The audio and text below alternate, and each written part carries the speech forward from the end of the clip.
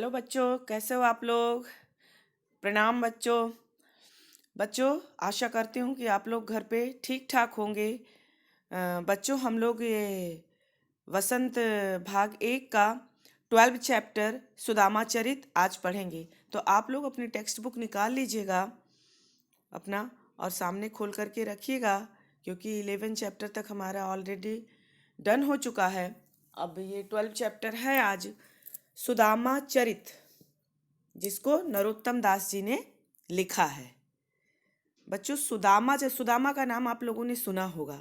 सुदामा जो कृष्ण के बचपन के दोस्त थे। तो ये क्या है बच्चों, नरोत्तम दास जी कौन थे, पहले उनके बारे में हम थोड़ा सा जान लेते हैं कि नरोत्तम दास जी बच्चों हिंदी साहित्य के भक्तिकालीन कवियों में नरोत्तम दास का नाम बहुत ही प्रसिद्ध है। वे नरोत्तम दास कैसे कवि थे बच्चों, कृष्ण काव्यधारा के कवि थे। वो कृष्ण से ज्यादा कृष्ण में ज्यादा रुचि लेते थे और इनकी एकमात्र ख्याति प्राप्त रचना है सुदामा चरित। इन्होंने एक ही रचना, मतलब इनके द्वारा जो लिखी गई किताब है बच्चों, वो एक ही है और उसका नाम है सुदामा चरित। सुदामा जी के बारे में जिन कवियों का ध्यान वहाँ नहीं गया है, छोटी से छोटी बातों को, छोटी से छोटी चीज़ों को इन्होंने अपने इस सुदामा चरित में बच्चों बताया है। इसी कृति ने कवि को लोकप्रिय तथा प्रसिद्धि दिलवाई है। इस रचना में भी बेटा देशज तथा तद्भव शब्द युक्त आम बोलचाल की भाषा ने इसे आम आदमी को भी पढ़ने तथा समझने में मदद की है। ये जो सुदामा चरित है बच्चों, इसको कोई आम आदमी, साधारण आदमी भी इसे पढ़ सकता है और समझ सकता है। ऐसी भाषा का इन्होंने प्रयोग किया है। और इसकी सुदामा चरित जो इनकी रचना है बेटा, इसमें इन्होंने ब्रज भाषा का सौंदर्य बहुत ज़्यादा देखने को मिलता है बच्चों। तो चलो हम लोग देख लेते हैं कि ये सुदामा चरित एक्चुअल में है क्या। बेटा, इसमें जो है श्री कृष्ण और सुदामा के माध्यम से सच्ची मित्रता क्या होती है उसका दुर्लभ उदाहरण प्रस्तुत किया गया है। इनकी मित्रता को सच्ची मित्रता के आदर्श के रूप में देखा जा सकता है। बच्चों, लोग कहते हैं ना कि a friend in need is a friend in deed. सच्चा मित्र वही है जो हम हर परिस्थिति में आपको काम आए। ऐसी मित्रता जो कि अनुकरणीय होती है। आज के समय में, आज वर्तमान के संदर्भ में यह मित्रता और भी महत्वपूर्ण बन जाती है कि जब व्यक्ति बुरे समय में अपने मित्र को पहचानने से भी इनकार कर देता है। आज का समय क्या है बच्चों कि एक बहुत रिच फ्रेंड है, बहुत पैसे रुपए वाला है, और एक थोड़ा कमजोर है। अगर पढ़ाई के समय में उन दोनों की मित्रता होती है और जब वो बड़े आदमी बन जाते हैं और छोटा उसका जो मित्र जो कम पैसे वाला है उसके पास जाता है, तो लोग पहचानने से इनकार कर देते हैं। इसमें यही बताया गया है कि किस तरह से श्री कृष्ण ने सुदामा का, उनका जो है आदर सत्कार किया है बच्चों, कि वही इसमें देखने को मिलता है। श्री कृष्ण के ने बुरे समय में सुदामा की मदद करके उन्हें अपने ही समान बना दिया है। कृष्ण तो भगवान थे, लेकिन जब उनका मित्र आता है तो बिना बताए उसकी सहायता वो करते हैं। और जब उनका मित्र वापस घर पे जाता है तो देखता है कि अरे, सारी जो झोपड़ी थी वो तो महल बन गई, नौकर चाकर हाथी घोड़े सब लगे हुए हैं। तो उन्होंने अपने मित्र को अपने समान बना दिया, जैसे वो उनके पास सब कुछ था। इन सब बारों में इसमें बच्चों बताया गया है। तो चलिए आप लोग अपनी टेक्स्ट बुक निकाल लीजिए, इसी के बारे में थोड़ा सा है। पहला इसका जो बच्चों इसको हम छंद कहेंगे। ये दोहा नहीं है, चौपाई टाइप से है, छंद भी नहीं है, ये चौपाई है बच्चों।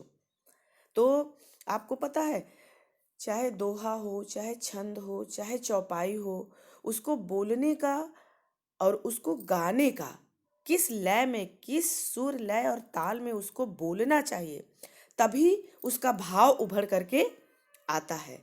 तो इसको बच्चों आप है देख लीजिए, अपनी बुक खोलिए, इसको हम आपको एक बार गा करके बताते हैं कि कैसे इसको गाया जाता है। इसी लय में इसे गाते हैं। तो मैं थोड़ा सा आपको बताती हूँ। शीस पगान झगा तन में, प्रभु जान को आहि बसे के ही ग्रामा। धोती फटी सिलटी दुपटी, अरुपाय उपान को नहीं सामा। द्वार खड़ो द्विज दुर्बल एक, रह्यो चकिसो वसुधा अभिरामा। पूछत दीन दयाल को धाम, बतावत आपनो नाम सुदामा। बच्चों इस चौपाई को ये गाने का इसका तरीका है।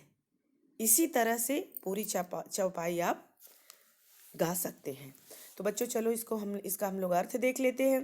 पहला लाइन देख लो। शीस पगान झगा तन में, प्रभु जान को आहि बसे के ही ग्रामा। शीस मतलब बच्चों सिर, और पगा मतलब पगड़ी, झगा मतलब वस्त्र, और तन का मतलब शरीर होता है बच्चों, और जाने को आहि बसे के ही ग्रामा। प्रभु मतलब ईश्वर, ईश्वर कौन है? श्री कृष्ण। बसे मतलब बसता है, रहता है। बसना आदमी कहता है ना, कहाँ रहते हो तुम, कहाँ बसे हो, ठीक है। धोती फटी सिलटी दुपटी, अरुपाय उपानह को नहीं सामा। उसमें ना पहली लाइन में देखो, के ही ग्रामा। के ही मतलब कौन, से, किस। ग्रामा मतलब गांव में। और धोती फटी मतलब उनकी धोती फटी हुई है। लटी मतलब लटकी हुई, मुड़ी हुई, टूटी हुई। दुपटी मतलब, दुपटी का मतलब होता है बेटा वस्त्र जो 2 बार मुड़ा हुआ हो, फोल्डेड ऐसे। अरु, अरु मतलब और, पाय मतलब पैर। पाय व्रज है बेटा, व्रज भाषा। पाय मतलब पैर, पांव। उपानह मतलब, उपानह का मतलब होता है बच्चों जूते। सामा मतलब चिन्ह, ठीक है। द्वार खड़ो, तीसरी लाइन देखो। द्वार खड़ो द्विज दुर्बल एक। द्वार मतलब दरवाजा। द्विज का मतलब होता है बच्चों ब्राह्मण। इसको अंडरलाइन करते चलना पेंसिल से, क्योंकि आपको मीनिंग पता रहेगा तभी आप क्वेश्चन आंसर लिख पाओगे बच्चों। हमेशा मैं क्वेश्चन आंसर लिखने के पहले आपको बोलती हूँ कि उसकी मीनिंग जरूर आप लोग लिखिएगा, ठीक है। तो द्वार मतलब दरवाजा, द्विज मतलब ब्राह्मण, दुर्बल मतलब एकदम कमजोर, चकिसो मतलब चकित होकर, वसुधा मतलब धरती, अभिरामा मतलब सुंदरता। पूछत दीन दयाल को धाम। पूछत मतलब बेटा पूछ रहा है। दीन दयाल मतलब गरीबों पर दया करने वाले, अर्थात कौन? श्री कृष्ण। धाम मतलब उनका भवन। बतावत आपनो नाम सुदामा। बतावत मतलब बताता है, कहता है। आपनो मतलब अपना, खुद का नाम। इसमें क्या है बच्चों कि इस 4 लाइन में क्या बताया गया कि बचपन में साथ साथ पढ़ने वाले श्री कृष्ण और सुदामा एक दूसरे के मित्र थे। बाद में कृष्ण जो है वो द्वारका के राजा हुए और सुदामा अत्यंत ही गरीब हो गए। दोनों ने एजुकेशन प्राप्त किया, लेकिन कृष्ण जो है बेटा वो राजा बने द्वारिका के, और सुदामा जो है वो अत्यंत ही विपन्न मतलब एकदम गरीब हो गए। तो सुदामा की पत्नी बार बार कहती है, वो शादीशुदा थे, उनके बच्चे थे सुदामा को, उनकी पत्नी कहती है कि तुम अपने मित्र के पास जाओ, इतने पैसे रुपए वाले हैं तुम्हारे मित्र, तो तुम्हें कुछ न कुछ जरूर देंगे, तुम्हारी मदद जरूर करेंगे। वो आना नहीं चाहते थे, लेकिन बार बार पत्नी के जिद करने पे वो अपने मित्र श्री कृष्ण से मिलने आते हैं द्वारका। अपनी पत्नी के बार बार कहने पे वे एक दिन श्री कृष्ण के पास द्वारका मिलने के लिए आते हैं। और ये बचपन में बच्चों, ये संदीपनी का जो आश्रम था, वहां ये दोनों लोग गुरुकुल में शिक्षा ग्रहण करने के लिए गए हुए थे। वहीं पे दोनों लोग मिले हुए थे, श्री कृष्ण भी थे और सुदामा भी थे। और दोनों लोग वहाँ, गुरुकुल की तो शिक्षा क्या होती है बच्चों, लकड़ी पे खाना बनता है, तो लकड़ी भी जो काटना रहता था, तो ये लोग जंगल में जाते थे लकड़ी काटने के लिए। ऋषि संदीपन और संदीपनी जो थी बेटा, ये कृष्ण को जाते हैं लकड़ी काटने के लिए जंगल में, सुदामा को भी भेजते हैं। और माँ संदीपनी कहती हैं, उनको भुने हुए चने देती हैं श्री कृष्ण को कि ये लो, पोटली में बांध करके, कि तुम दोनों अगर भूख लगेगी जंगल में लकड़ी काटते काटते तो उसको खा लेना। और ये सुदामा, कृष्ण तो ऊपर लकड़ी काटते रहते हैं, सुदामा नीचे रहते हैं और उनको भूख लगती है और वो चुप्पे चुप्पे से सारे चने खा जाते हैं और ऊपर से कृष्ण भगवान देखते रहते हैं। तो इन सब बातों का मतलब ऐसी उनकी मित्रता थी। और जब वो चने खाते थे तो कृष्ण फूले नहीं समाते थे, इतने खुश होते थे। तो वो सारी बातें अभी बाद में होंगी, इसमें आएगा आपके आगे। तो इसमें देख लीजिए, ये 4 लाइन का अर्थ मैंने आपको बता दिया है। तो इसमें यही है, वो एक बार अपनी पत्नी के कहने के पर वे एक दिन कृष्ण के पास द्वारका आते हैं, तो बोलते हैं, शीस पगा न झगा तन में प्रभु जाने को आही बसे के ही ग्रामा। वो श्री कृष्ण से मिलने गए फटे हाल सुदामा को देखकर द्वारपाल ने भवन में जाकर श्री कृष्ण से कहा। श्री कृष्ण जो है वो अपने भवन में बैठे हुए हैं, जो वॉचमैन है वो जा करके श्री कृष्ण को कहता है कि द्वारपाल जाके कहता है कि हे प्रभु, दरवाजे पे एक ब्राह्मण खड़ा हुआ है।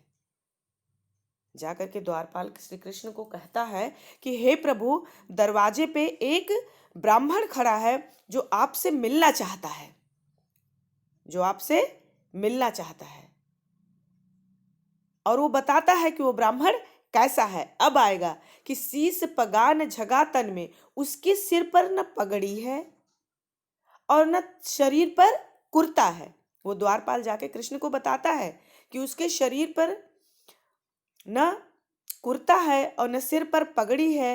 हे प्रभु, पता नहीं वह किस गांव का रहने वाला है। प्रभु जाने को आही बसे के ही ग्रामा, ग्रामा मतलब गांव। हे प्रभु, पता नहीं वो किस गांव का रहने वाला है। इस हाल में वो आपसे मिलना चाहता है। धोती फटी सी लटी दुपटी, धोती, उसकी धोती फटकर लटक रही है, जिसे छिपाने के लिए उसने बार बार मोड़ रखा है।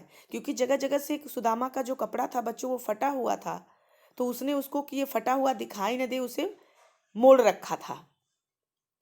अरुपाय उपानह को नहीं सामा, अरुपाय, पाय मतलब पैर, और उसके पैरों में जूते तक के निशान है, उसने जूते भी नहीं पहने हैं। ऐसा लगता है कि उसमें जूते खरीदने का सामर्थ्य ही नहीं है। हे प्रभु, उस इंसान को देख करके ऐसा लगता है कि उसके पास इतना भी पैसा नहीं है कि वो जूता खरीद सके।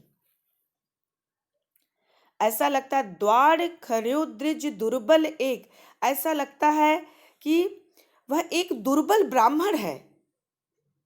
द्वार खड़ो द्विज दुर्बल एक, दरवाजे पे एक दुर्बल ब्राह्मण खड़ा होकर के रहु चकिसो वसुधा अभिरामा, चकिसो मतलब चकित होकर वह द्वारिका की सुंदरता को देखे जा रहा है। पूछत दीन दयाल को धाम बतावत आपनो नाम सुदामा, वह दीन दयाल मतलब श्री कृष्ण का भवन पूछते हुए अपना नाम सुदामा बता रहा है। लास्ट में देखो बच्चों, वो द्वारपाल कहता है कि वो अपना नाम सुदामा बता रहा है। अब देखना, अभी तो उसका ही वर्णन हो रहा है कि वो जो आया है ब्राह्मण फटे हाल में वो कैसा है, अपना नाम सुदामा बता रहा है। ये बच्चों ये 4 लाइन का अर्थ है। नेक्स्ट लाइन में आ जाओ। ऐसे बेहाल विवाइन सो पग कंटक जाल लगे पुनि जोए, हाय महादुख पायो सखा तुम आए, इतै न कितै दिन खोए।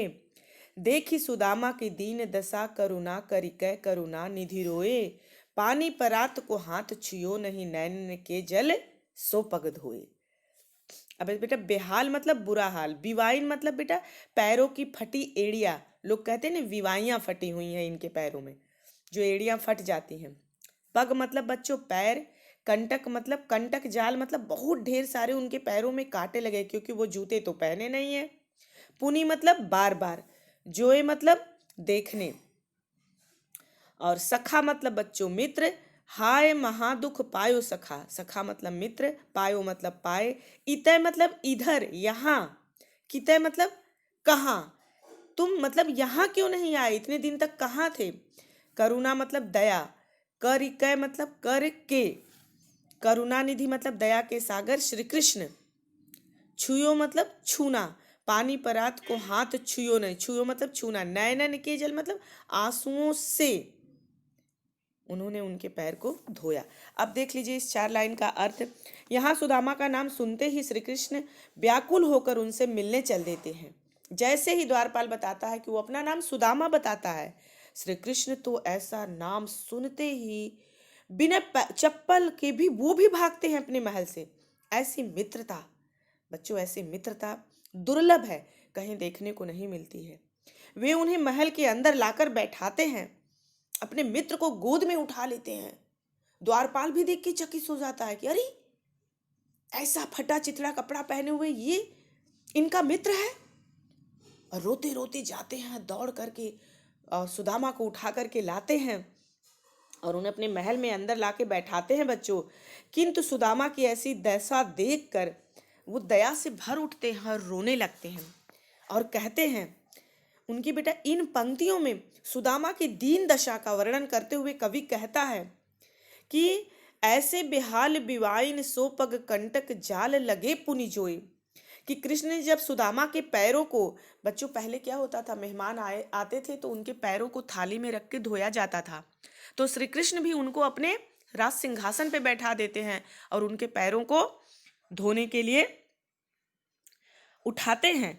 जब देखते हैं उनके पैरों को कि तुम्हारे पैरों को धोने के लिए जब उन्होंने हाथ लगाया तो देखा कि उनके पैरों में बहुत से कांटे चुभे हुए हैं। ऐसे बेहाल विवाइन सो पग कंटक जाल लगे पुनि सोए। कंटक जाल मतलब बेटा इतनी ढेर सारे उनके पैरों में कांटे चुभे हुए हैं, जिसे देखकर श्री कृष्ण रो पड़ते हैं। हाय महादुख पायो सखा, व्याकुल श्री कृष्ण सुदामा से कहते हैं, हे मेरे मित्र, हाय हे मेरे मित्र, तुम यह अपार दुख भोगते रहे, पर यहां न आकर यूं गरीबी में तुम दिन बिताते रहे। तुम आए इतय न कितय दिन खोए, इतय न कितय मतलब कि वहां पे तुम इतना गरीबी में अपना दिन बिताते रहे और तुम मेरे पास नहीं आए और इतना तुमको दुख मिला। देख इस सुदामा की दीन दशा, सुदामा की ऐसी दीन दशा मतलब बेटा ऐसी विचित्र ऐसी दयनीय दशा देखकर श्री कृष्ण करुणा करिकै करुणा निधि रोई। श्री कृष्ण मतलब करुणा से भरकर रोने लगे, एकदम दुखी होकर के अपने मित्र को देख करके रोने लगे। पानी परात को हाथ छुयो नहीं, और रोते हुए बेटा श्री कृष्ण की आंखों से इतने आंसू गिरे कि उन्होंने जो परात में बच्चों पानी लाए थे सुदामा जी का पैर धोने के लिए, उस पानी को श्री कृष्ण ने छुआ भी नहीं और उनकी आंखों से जो आंसू निकल रहे थे, आंसुओं से ही सुदामा के पैर उन्होंने धो दिए। कितनी बड़ी बात है, आप देखिए कि परात में जो पानी पड़ा था उससे उन्होंने सुदामा के पैर नहीं धोए। इतनी आंसुओं की धारा निकल रही थी उनकी आंखों से कि उन्होंने आंख के आंसुओं से ही सुदामा के पैर को धोए। कैसी मित्रता है बच्चों।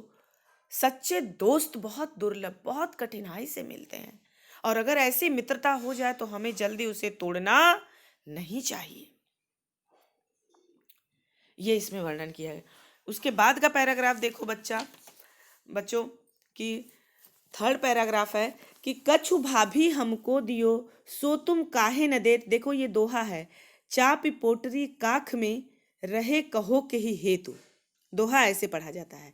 अब वो ये कहते हैं, लोग मेहमान जब आते हैं तो बच्चों वो स्वीट्स, फल फूल, मिठाई लेकर के आते हैं ना, तो उन्होंने इसमें इसका वर्णन किया गया है बेटा कि जब द्वारका के लिए चलते समय आने लगे तो सुदामा ने अपने मित्र के लिए कुछ चावल उपहार स्वरूप लेकर आए थे, क्योंकि उनके पास तो पैसे रुपए था नहीं कि वो मिठाई और फल फूल लेते।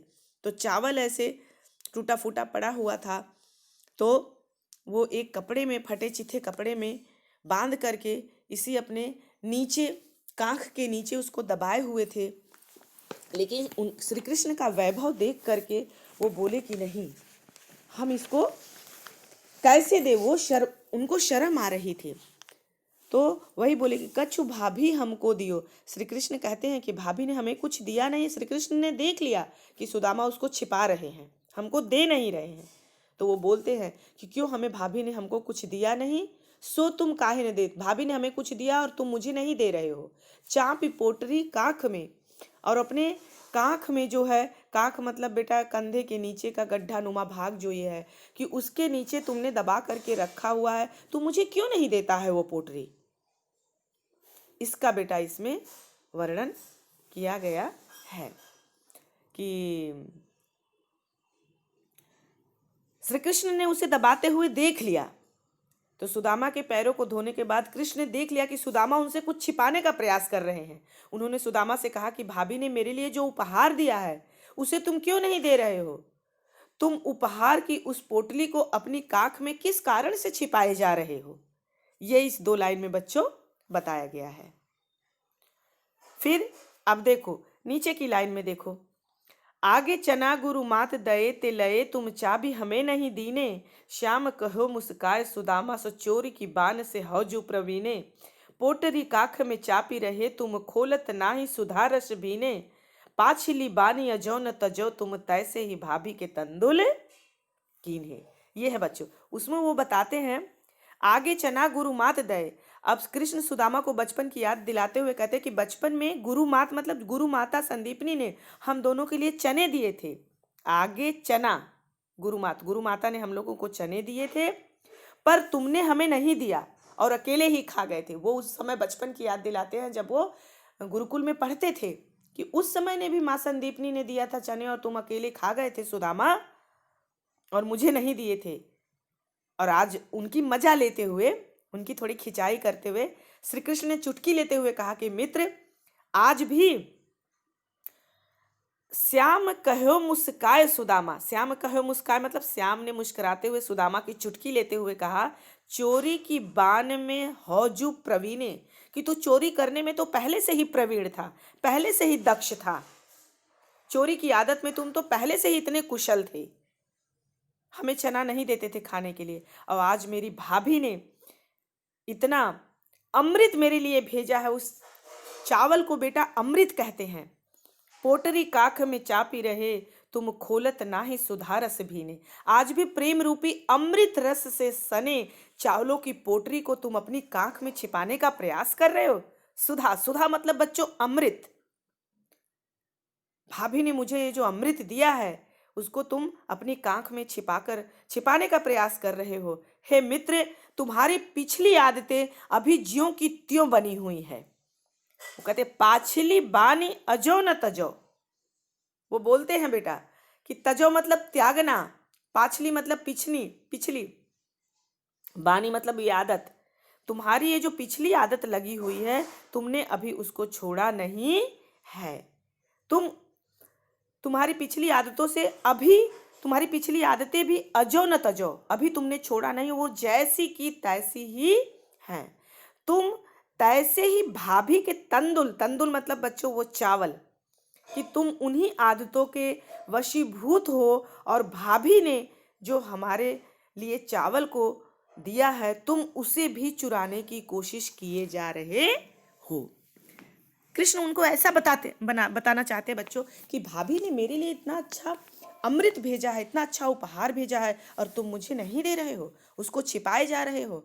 और सुदामा के छिपाने का मतलब क्या था बच्चों, कि इतने श्री कृष्ण का वैभव देख के, इतना राजपाट, नौकर चाकर चारों तरफ, राज सिंहासन, सोना हीरे मोती जड़ित सब कुछ, कि अरे बाप, मैं कैसे निकाल करके उनको दूं ये चावल।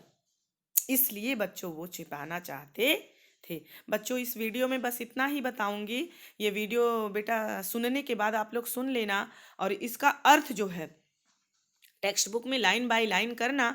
जब नेक्स्ट वीडियो मैं तुम्हारा लाइव सेशन लूंगी बच्चों, तो उसमें आप अपना डाउट क्लियर कर लीजिएगा, और अपनी नोटबुक में इसमें जो पीछे आपके शब्दार्थ दिए हैं वो जरूर लिख लीजिएगा, लिख करके गूगल क्लासरूम पे सबमिट कर दीजिएगा। धन्यवाद बच्चों।